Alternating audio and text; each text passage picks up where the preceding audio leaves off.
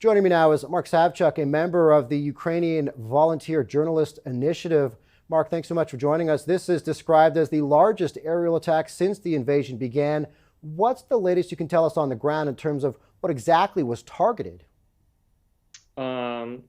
It wasn't the largest since the invasion. It was the largest in 2023. What was different about this attack is that the Russians have used everything in their capabilities. So they have used X-101, which is their primary cruise missile. They have used drones. They have used anti-air, actually, missiles that were repurposed to strike on targets S-300 and the hypersonic missile Kinjal and the ballistic missile Iskander, all at the same time. Mostly, as you can see from your pictures, the targets were residential buildings. In Dnipro, a maternity hospital was targeted and several shopping malls. It is very clear, as we can see, that the whole point of this strike was simply to kill as many civilians as possible and to spread fear as they usually do. And this is basically what Ukraine is saying all along, that Russia is a terrorist state. Mm-hmm. So in terms of producing fear for Ukrainians, what does this latest attack tell you about Russia's current tactic and strategy right now? Nothing new, because what is doing, Ukrainians have been trying to explain to the world since 2014. So again, as I said many times, for Ukrainians, nothing is changing.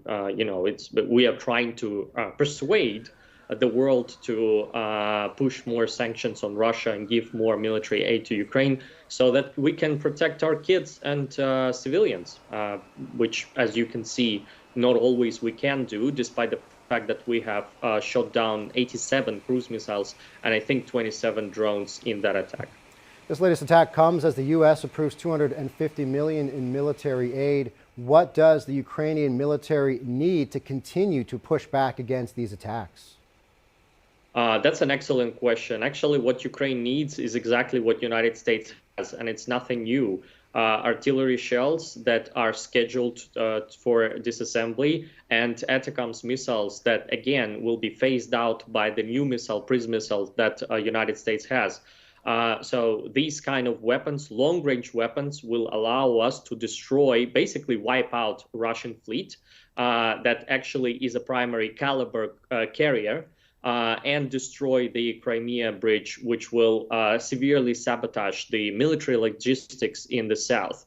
Also, if Ukraine gets more Patriot batteries and F-16s, which are planned to be delivered, but it would be nice to have them sooner, we could shoot much more of those targets down, because F-16s is basically like an anti-air system that can move. And it can shoot down ballistic missiles and cruise missiles and drones and whatever you want. So all this equipment currently is in the possession of United States and EU allies. And the faster we can get them, the more we can stabilize the situation, and things like that will simply not happen. Again, the 87 cruise missiles that were shot down by the anti-air systems provided by the allies. So we know that Ukrainian anti-air forces are very good at using this equipment, and thank you for providing it. And on top of military aid, what is your message to the West and the international community as the war goes into another calendar year? Thank you very much for this question. In my last interview in CTV, which was, I think, 2 days ago or something like that, your colleague asked me about the articles in the media that said that Putin and Kremlin is quietly suggesting to the West that he's ready for ceasefire talks.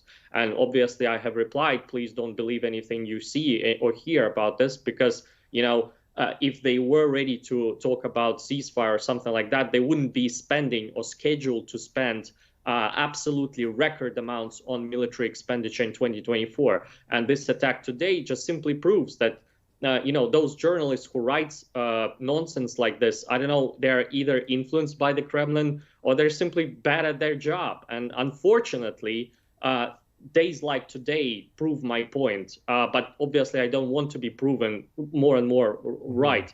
I want the public in the West to simply understand that Kremlin will not stop.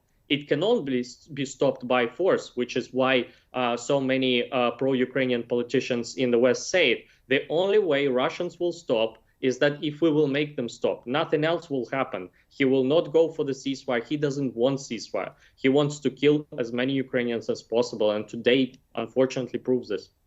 Mark Savchuk, a member of the Ukrainian Volunteer Journalist Initiative, thanks so much for your time.